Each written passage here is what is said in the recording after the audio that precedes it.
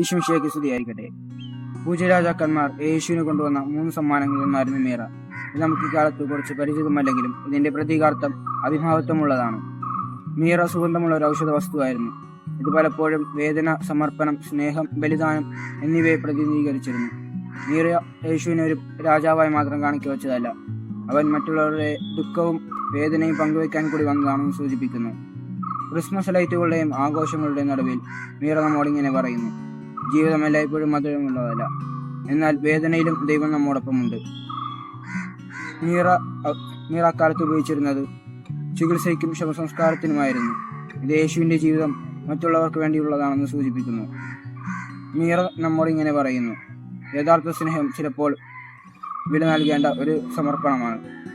ദൈവം നമ്മളെ സമൃദ്ധമായി അനുഗ്രഹിക്കട്ടെ.